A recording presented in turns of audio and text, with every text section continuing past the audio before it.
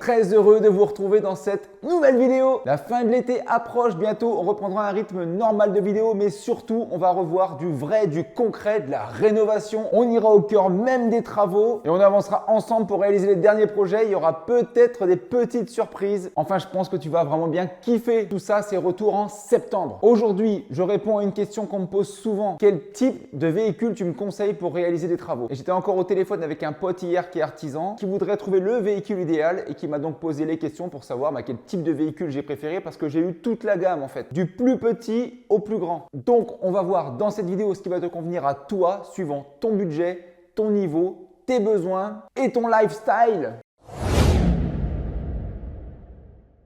Donc les véhicules, je les ai divisés en 4 types. Le type numéro 1, la coucougnette. Le type numéro 2, la fourgonnette. Le type numéro 3, le mini-fourgon. Type numéro 4, le fourgon. Bon, je suppose que tu as souri au titre numéro 1, la coucougnette. Je ne savais pas quel nom lui donner à celui-là. Mais quand j'ai commencé avec la coucougnette. Pourquoi? Parce qu'en fait, j'avais pas de moyens et que j'ai dû faire du coup avec les moyens du bord. Mais je me suis rappelé d'une expression. Quand tu n'as pas grand-chose autour de toi, tu fais avec ta bite et ton couteau. Désolé pour le langage familier, mais c'est une expression, j'avais pas le choix. Donc du coup, quand j'ai commencé à faire les travaux, qu'est-ce que j'ai fait? J'ai fait avec ma bagnole. À l'époque, j'avais une Golf 4. Et je mettais tout mon outillage dans la voiture. Le premier problème, c'est que ça salissait vachement ma bagnole. Donc là, si tu es vraiment un salaud, tu as une solution radicale pour ça, pour pas que ta voiture s'use.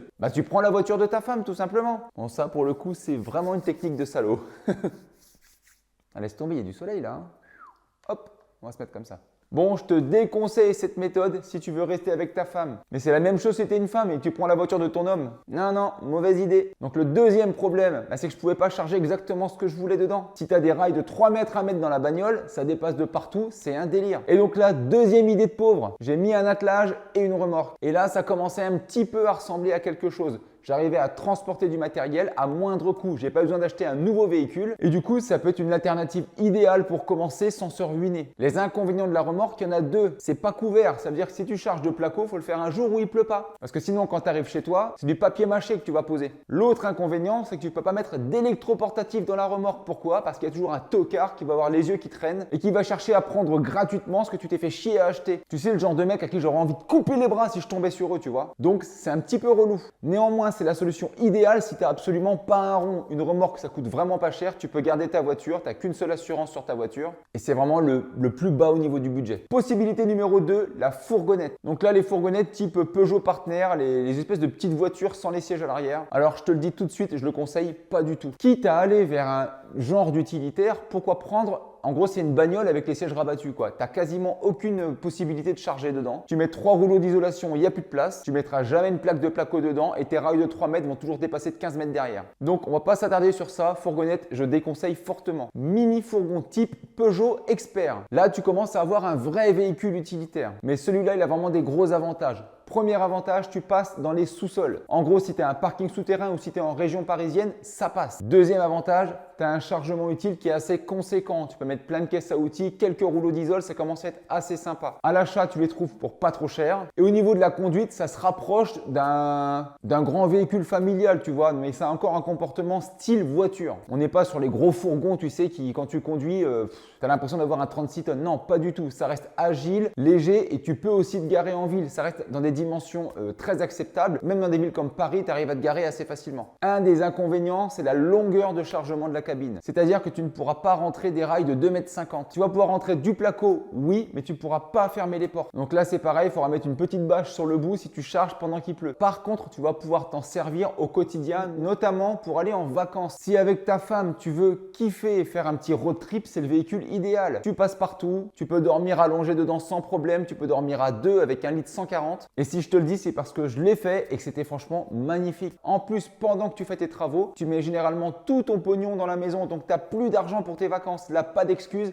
Tu prends ton véhicule, tu mets un matelas dedans et tu files où tu veux partout. Ça te coûte rien pour dormir, tu peux visiter des endroits exceptionnels. Quand le matin, tu te réveilles, tu ouvres les portes et que tu vois les montagnes suisses par exemple ou que tu es en Italie, c'est magnifique. Petit coup de cœur pour moi sur le mini fourgon, c'est vraiment le compromis idéal entre le truc que tu peux conduire au quotidien, même si tu revends ta voiture, tu peux garder ça. Tu n'es pas en train de te dire j'ai un tank dans les mains. Mais en plus, il est hyper polyvalent. Pareil, si tu fais de la moto, tu peux rentrer 2 motos dedans sans aucun problème. Et en toute sécurité parce que celui-là, il est fermé tout simplement. Quatrième alternative, le fourgon. Là, on va dire que le fourgon, il va te servir dans les cas où tu as énormément de rénovation à faire. Tu veux charger un max, là tu vas prendre le fourgon. Attention, la conduite d'un fourgon n'est pas la même que celle d'un mini fourgon. On est plus dans un camion d'une certaine manière. Pour te garer, t'oublies sur les places standards. Il faudra que tu fasses gaffe aussi aux ponts. Il y a des ponts qui sont très bas où tu ne pourras pas passer. Moi, il y a une zone commerciale où je peux jamais passer avec ce genre de véhicule. Ils ont mis des barrières partout, tu peux rien faire. Ce type de véhicule, vous les avez sûrement vus, c'est les Renault Master, Peugeot Boxer. Ils sont quand même très gros. Donc là, c'est vraiment question de choix. Il faut que tu aies de la place chez toi pour le garer aussi parce que ça prend une place folle.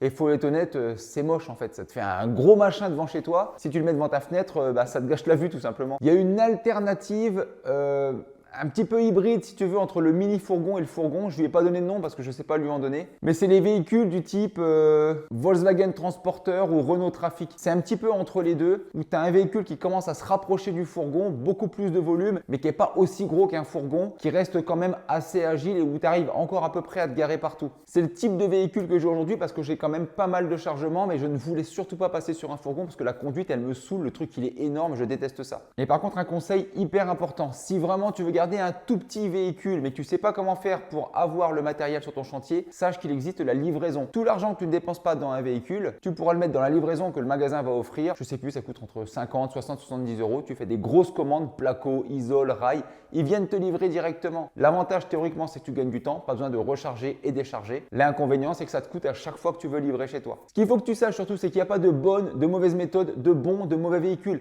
Il y a le véhicule qui va te convenir à toi. L'idée, c'est que tu les essayes avant, que tu te mettes au volant et que tu te rendes compte de la conduite de chacun. Il faut que tu saches aussi l'espace que tu as chez toi pour stocker les véhicules, bien évidemment, et les moyens que tu auras, parce qu'il y a de tous les prix. Je déconseille fortement d'acheter un véhicule neuf, un véhicule utilitaire neuf. Je trouve ça complètement débile. Tu vas le bigner. Tu vas passer dans les ronces, tu vas mettre des coups de rail dedans, des coups de placo, un marteau qui va tomber dessus, tu seras dégoûté à chaque fois qu'il y aura une rayure. Prends-le d'occasion avec des rayures, au moins tu n'auras pas de problème. Ce qui compte, c'est que le moteur soit en excellent état et que le châssis n'est pas trop subi. En gros, que la personne n'est pas trop tractée fort et n'est pas chargée comme un dingue. De cette manière, en prenant un véhicule qui a l'air dégueulasse mais qui est en bon état mécanique, eh bien, tu auras un véhicule qui est très peu cher. À savoir que ces véhicules-là ne décotent pas beaucoup puisqu'ils sont utilitaires, c'est-à-dire qu'ils servent toujours pour quelque chose et leur décote elle est assez faible. On n'est pas sur des voitures. La plus grosse décote que tu auras sur le véhicule utilitaire, c'est quand il est neuf et que tu le sors du garage tout simplement et que tu commences à faire tes rayures. Là, c'est foutu. Je pense que j'ai fait le tour en un temps minimum de tout ce qu'il fallait savoir sur le choix de ton véhicule utilitaire. Et sache que dans tous les cas, il faut commencer quelque part. J'ai commencé avec une bagnole